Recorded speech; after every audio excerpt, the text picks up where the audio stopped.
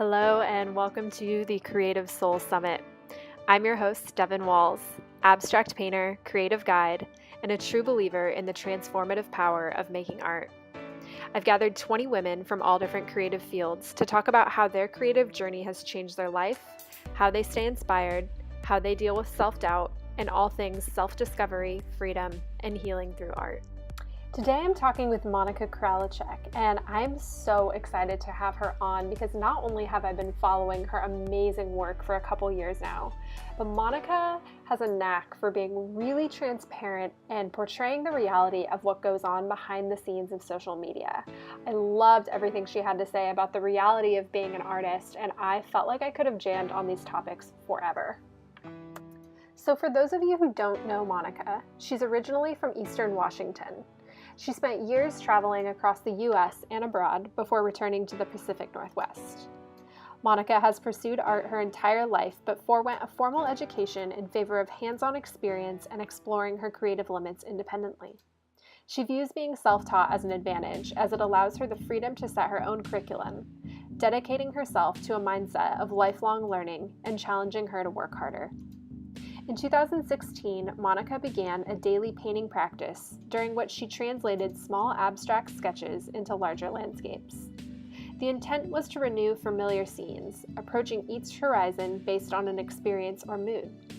The result work is a growing collection of earth-toned impressions layered with texture and energetic brushstrokes. Monika's work is internationally published and has been represented by local galleries. Her paintings are held in private collections all over the world. Without further ado, I present to you this raw, amazing, super inspiring conversation that I had with Monika. All right, hello everyone, and welcome to the Creative Soul Summit. Today I'm here with Monika Kralicek, and that's how you say it, right? Yeah. Did I get it right? Yeah. Okay. And I'm super excited to have Monika with us. Not only is her art just so beautiful and inspiring, but I love everything she has to say about being an artist. So I'm really excited to have her here. Thank you so much, Monika, for taking the time for this. Yeah, I'm excited to be here. I can't wait to talk to you too. I've been following you and been a fan forever since I started. So this is awesome. Yeah, I know. It's so exciting to get to finally actually talk face to face. Yeah. So I want to start with a little bit about your art journey. How did you get to being where you are today in terms of being an artist? Yeah, it's something I'm getting more and more used to just kind of sharing. I feel like I grew up as a little girl, I was always I'm going to be an artist when I grew up. I've always had a passion and a love for art and, particularly painting and drawing, but I didn't I didn't do really much college at all, actually. So I did 2 years of college when I was in high school, and I graduated with my AA, and any little extracurricular classes I could take would always be in art, but it was mainly drawing. And then that was kind of it. I once pursued going back to college, but it wasn't for art. And I kind of just moved around. After I was 18, I moved from Washington. I lived in Montana, Nebraska, Florida. I kind of traveled in Canada. And then I ended up in Portland about 7 years ago. And that's kind of that's been my home since. Mm-hmm. But I still I didn't really do anything too specifically in the field of art. I was honestly, I was a bartender and a waitress for years. And it wasn't until I got a full-time job as an admin for a telecom company that was, I love everybody I worked with, but it was very unfulfilling. Mm-hmm. So yeah. I had to work full time at the time. I would just come home, and I started really yearning to kind of do something. I ended up I think I was just working at a trade show with a completely unrelated business, but the lady on the other side of the booth as us was she was painting these beautiful, bright, expressive paintings with a palette knife, and it was an artist I'd never heard of, and it was so inspiring to see what she was doing.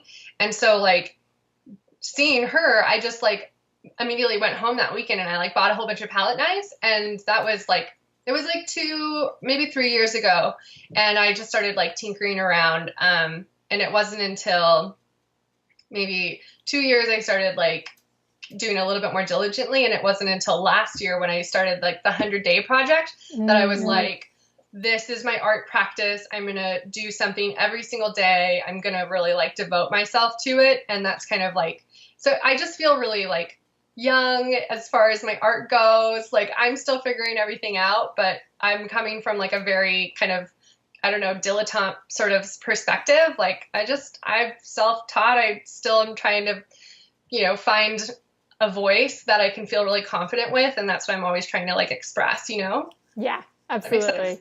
Absolutely. Yeah. And it's so amazing to hear you say that, because from my perspective, and I'm sure a lot of the perspectives of people who follow you, you have such a style that seems so Monika to me. And so I think that we always have a hard time seeing ourselves for what we're creating. And so, yeah, just to share that with you, when I look at your art, I am like, oh, that's so Monika. And that's actually something, but we'll get to that later. I wanted to talk about your style. Yeah. But I want to go back to the 100-day project a little bit, because that's a really big commitment. And I've seen a lot of people do that. I have yet to do it yet. I would like to do it one year. But I'm wondering, what you learned from making something every day for 100 days, or what changed for you in that period of time. Yeah, well, I mean, it was, so much. And it was the 100-day project is really like what propelled me to just be like connecting with so many other artists in the community, to seeing how people, make it as their art practice is such a part of their life.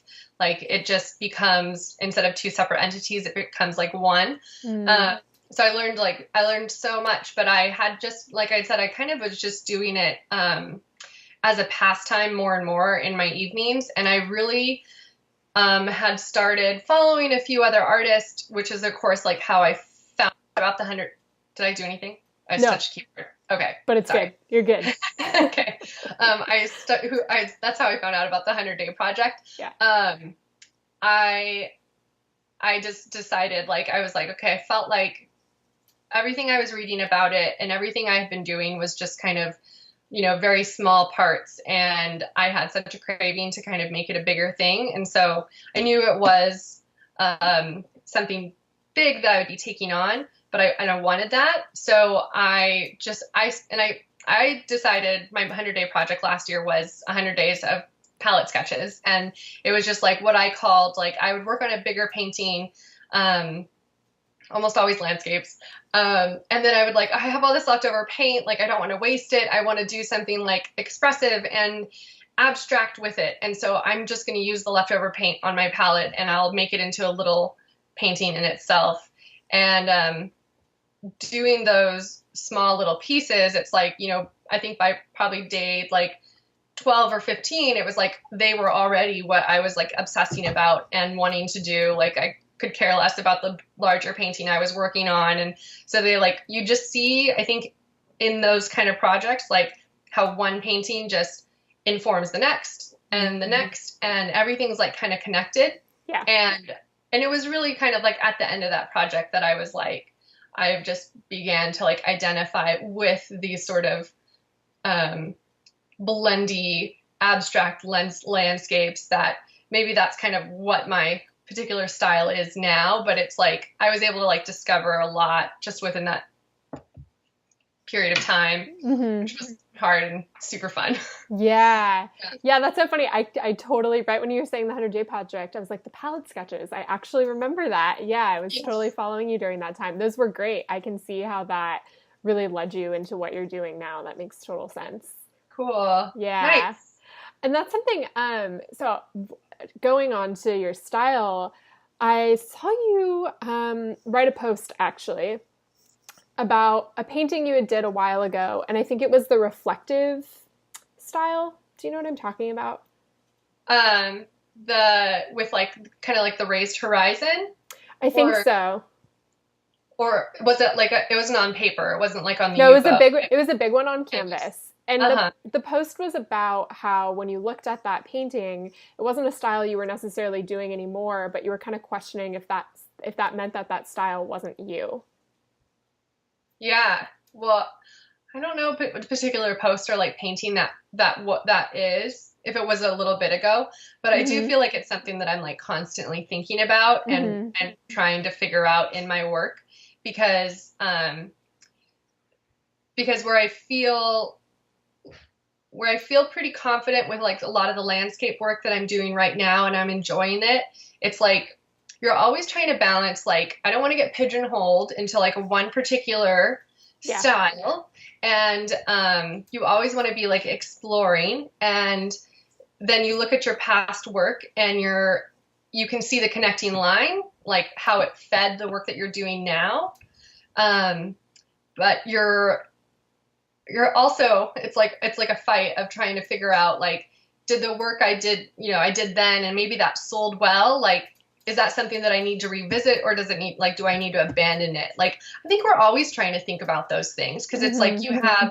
you have like a million paintings in your head and some of it is like something pretty crazy that has nothing to do with the work that you do now Right. but so it's like should you embrace it and pursue it and yeah I don't know. I wish I could think of like off the top of my head like which piece that was, but Yeah, it I was just more just the conversation that you were having that really I was curious about because that's something I think about too. I think you described it perfectly. It's like you have something in your head that might be totally different than what you're doing now. And I think the question I'm exploring is like how do you keep expanding but also stay true to yourself? And right. it's like Yeah. if you have anything for that, I'd love to hear it. Right. No, I mean I think it's a challenge too because like yourself as an artist is like you're always wanting to like explore that. But then because we're sharing our work in such a public manner, it's Mhm. not just yourself as an artist, it's yourself as an audience or as an artist and also your audience.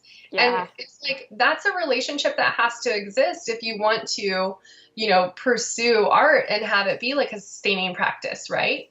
And it's Right. like I mean, we're artists because we're driven to create, we love it, but we're also business people. And in any like business, it's like you have to think about those things as far as your audience. So it's like trying to figure out that balance of like um, creating like sellable art. It's like it's Mhm. something that comes into play. And it's like we think that we need to push that away because then we're not being true to like this beautiful, expressive, creative part of our soul, but it has to exist in our life Right. at the same time, right? So I think it's inevitable that we'll think about all of those things. Right. Yeah. It's like how can they coexist or how can we still feel creatively expressed?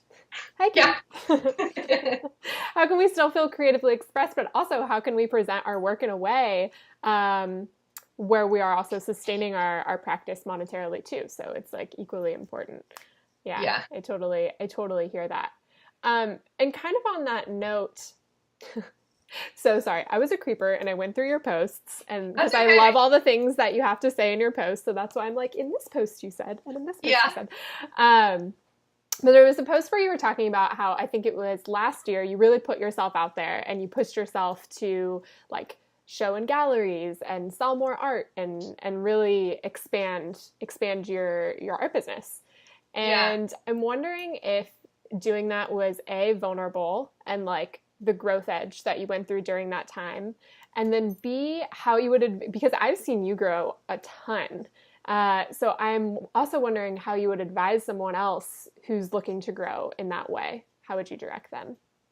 Yeah. So one thing that happened is that I was um like I had been kind of tinkering around and playing with paint for a little while and like once I discovered palette knives it's like I was really addicted and I wanted to keep on doing it so I wanted to sustain my passion so I was like okay I need to figure out a way to like successfully sell work right so I had still been working at a job where I was like I kind of wanted to quit I wanted something new I prematurely had signed up for like 5 or 6 art and local street fairs that summer. So last summer I did like a ton of street fairs and craft fairs and like art shows and they're exhausting because they're all those like one day bring your tent, bring all of your work and just try to Yeah. like sell it on the street, right?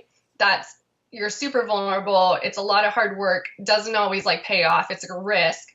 But also, I signed up for all of those because you have to sign up for them like 2 or 3 months in advance, right? I signed up for them before I had a lot of the work made, before I felt like my art was really, I mean, I guess at the time, like your perspective's different, but looking back now, I'm like, my art was not ready. You know what I mean? Like I was like, there was a lot, I had a lot of growth to go as far as like my process and development and like really finding that value in each piece. It wasn't there yet, but then that's kind of a contributing factor of why I also signed up to do the 100-day project. I'm like, this is going to help me grow. I'm going to make more work. I'm going to, you know, who knows, but I think there's a lot of potential there. So I took a bunch of risks, and I did things before I had all my ducks in a row. So I was like, I'm just going to see where it takes me. And I feel like that was probably one of the best things that I did, because, I had no idea about, you know, matting and framing and, you know, preparing each piece for a show. And like, I would be figuring that out like a week before the show still. And, I would go and I would just get feed off of people's feedback, like what, you know, find out like what was working, like what, you know, what I was doing right and wrong. And then I would get like, contacts and opportunities extended to me because I did that. So like one of the main first art craft fairs I did, I got this gal that works at Pals, which is like a major bookstore here in Portland. Oh yeah, I've been there. Yeah, it's Love awesome. It. Yeah. And for me, I'm like, oh, Pals is super Portland famous. It's like an establishment. And she was like, oh, I'd love to show your work. And I was like, what? Like, that was incredible. And it wasn't, you know, that was like in May. And she wanted me to do it either November or December. So it's like, I knew I had so many more months to go till I could prepare for that. And so it's like, I just kind of said yes to everything, even though it was really hard. It took a lot of work. I didn't always know what I was doing. I just said, I'm going to say yes, and then I'll figure it out. Right. Mm-hmm. And that was probably one of the other like best things that I did. I just think that you have to like take risks and be willing to like, put yourself out there, no matter if you feel like internally, like you could be terrified, but externally I'd be like, no, I probably was nervous and over talking, like that nervous chatter. Totally. So those things really helped. Yeah, absolutely. I mean, there is something so vulnerable about showing your work in person. That's something that I've really been dealing with a little bit this year as well, is like online, it's very easy to post a photo, but it's a whole different, and I had this conversation with another artist friend of mine, it's a whole different ball game when you're in person, because you're now expected to be the representative of your art, which is totally different than your art just speaking for itself in an image. And so there's a huge growth edge there that I'm still navigating as well. So yeah, it's a challenge. But I saw you did like, there was like, it's like is it a neighborhood one? And then it was like it was inside of a venue. No, that was an interior designer's office. So, and it was during Chucky Thursday, which is this like art fair in Northern California. And so she invited me to come show at her office, like space. And there was like live music and stuff like that. And that was super vulnerable. You know, it's people expect you to kind of sell your art to them. And that was a whole other piece that I wasn't expecting. And so, lots of growth edge within all of that, for sure. Yeah. It's cool you did that, though. Thank you. I think that's really awesome. It looked like a lot of fun, too. Yeah, it was. It was super fun and a huge learning experience. So I'm definitely glad that I did it. But like you said, it's like figuring things out last minute. And I think that's the stuff that people don't realize when they're looking at your work, or like what went into throwing that together, or how vulnerable that was in the moment. Yeah. And so I think it's important to talk about that. Oh yeah, totally. I mean, what you see, like it's a whole conversation I think we're all having all the time. It's like what you see on Instagram, it's like a very small part of what the reality is. And then because we're like constantly flipping, it's just like, oh, they took 30 seconds to do that. You know, and it's like you don't see all the other behind the scenes. Even if what they're sharing behind the scenes isn't like super pretty and polished, it's like you still only see 30 seconds of the, you know, multiple nights up to 1 a.m. in a row. It's just, And yeah, you can have a lot of followers, but still really not know what you're doing. I don't know. I think there's more than a few of us that are in that, that Yeah. boat. Yeah. And it's about perspective. Oh yeah. There's a whole other conversation about Yeah. the scaling between number of followers and sustainable business, but Yep. we'll pin that for Yeah. the next one. Another conversation. So kind of on that note of staying up until 1 a.m. I know that you, and I don't know if you're still in this, but you were working, right? Like you have another job. Yeah, I have a full-time job. Full-time Yeah. job. That's super intense. Yeah. So how do you prioritize your own creative time, and what does that creative schedule kind of look like for you?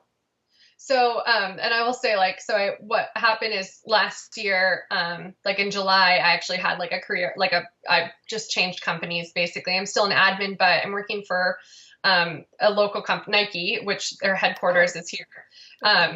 Yeah, shoe company. But it's nice because I was able to find like a job that I actually like I can have a little bit of passion for it because I work with, like, I support a team of designers that are apparel designers. I'm just the admin, so I have not a super creative job when I'm working, but I can save that energy for when I'm home. But then the people I'm working with are very inspiring, and I feed off of that a little bit. And it's actually been really nice because it helps me, like, I think if you are, sorry, I'm digressing a little bit, but I think that if you are really unhappy, like in your day job, you have that a little bit of that desperation, like, I need to put everything I have into pursuing this, side hustle, passion project, like art practice, because I need this to work. And I think that can be, well, in my case, I know it would have been a little bit damaging because I would have, if you are quitting and you still have, like, student debt, or we just bought a house, it's like all these other things that put so much more pressure on you. You take a little bit of that it takes a little bit of that love out. I don't know. I'm happy to be like where I'm at. It does take a lot of work though. So what I do is, like, I work full-time ish hours. I have a little bit of flexibility in my schedule. So some days I can leave early and it's fine. Or if there's downtime, then I don't have to, stay all day. I'm hourly, so I can be like, I'm not going to work 40 this week. So that's been a real nice blessing. And then I basically just save all that kind of creative energy for coming home. So I still try to paint every day, or if I can't paint, then I'll just try and do something creative. I'll sketch, or I will, like, work on, emails, or just like organize my studio. But I like to be able to at least be in here every day. And now that it's like, this is the room in my house, that's my studio, it's like I have that sort of like luxury. It still is really exhausting sometimes. And I think that you just have to, like, kind of set some clear goals for, like, what you're going to do. And then also, like, set your boundaries too. So I knew that what I did last year with all of the art fairs, like, there's no way I was going to be able to do that again, because it was, like, numbingly exhausting. So this year I was just like, okay, I just signed up for the one that was my favorite, that was the most, like, successful. And then I'm going to try and explore these other areas that might include more of, like, it's not as much, like, effort. So, like, I'm exploring prints for the first time, or some licensing agreements, things like that, where I can continue to, like, paint and create, but I can afford to do it, like, more slowly and intentionally, Absolutely. It's kind of fine balance, but it's rough. Like, yeah. We're all balance, right? It's no easy thing. Yeah. And I think I've heard a lot of people say it's like, balance is kind of a myth. You do the best you can, but usually the pendulum is swinging in one direction or the other. And we're always kind of trying to realign. And that's just kind of part of it. Yeah. Yeah, perfect. Yeah. Solution. Yeah. So yeah, I hear you on that. So I want to go back to a piece in your story about, that you forewent going to art school and you're self-taught. I'm self-taught as well. And right. Yes. And yeah. And so I'm wondering, I know that there's a lot of people out there that feel that they're creative. They want to make art. This is real life, people. They want to make art. And, but they don't really feel that going to art school is aligned for them, but they feel a little bit nervous and apprehensive about getting started and not knowing where to start. So, I'm wondering what worked for you in your journey of being self-taught and what you would recommend to other people who want to start being creative and teach themselves. Cool. Yeah. I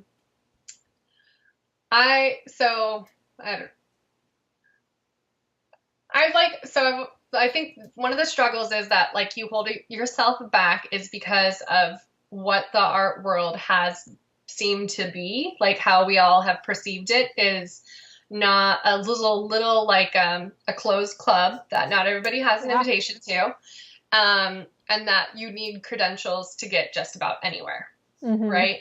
And that as you just start making work and putting yourself out there, you find out that like a lot of those things are all myths. There are still going to be things that are that like I feel vulnerable about it all the time. Like I often don't always I often feel a little bit out of the loop or, like unworthy, or I'll see somebody else that like I, admire and look up to, and I'll be like, I'm never going to be at that point.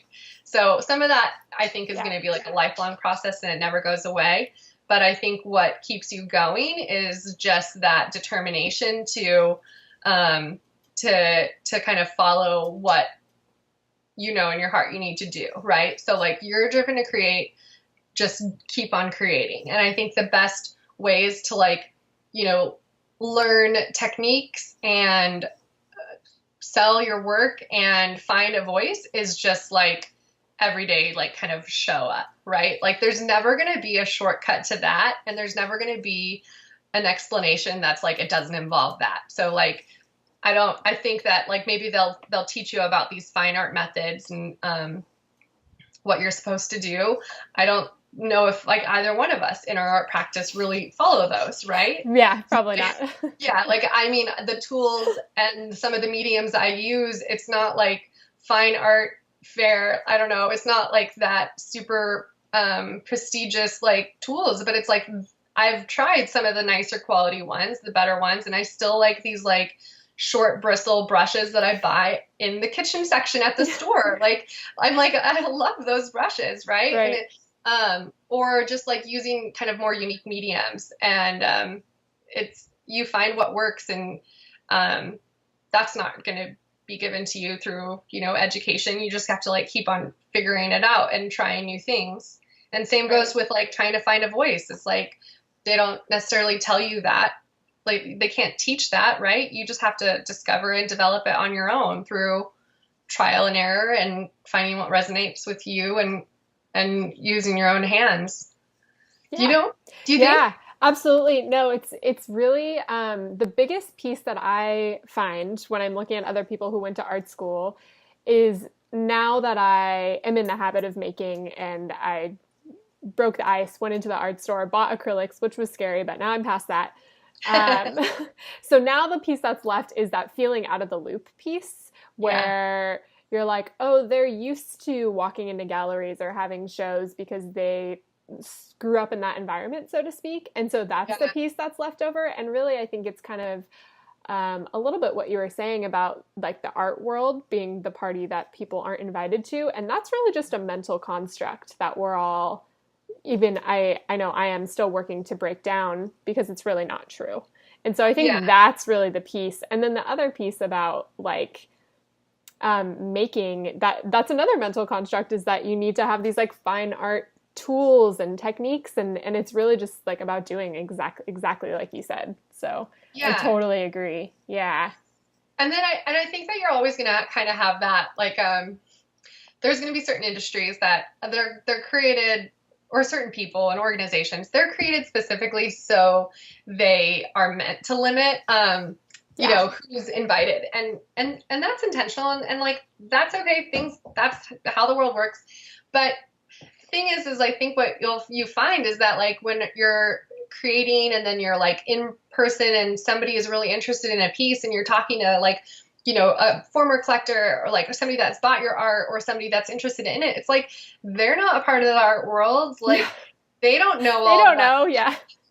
And so it's like I know that the people that buy my art are often like they just want to bring it home to there and live with it, and I love that. And they can be from any place in the world and background, and it's like they're not part of this gallery crowd either. And so I have to remind myself of that, because it's just like, why do I need that validation, right? Like, why am I seeking that?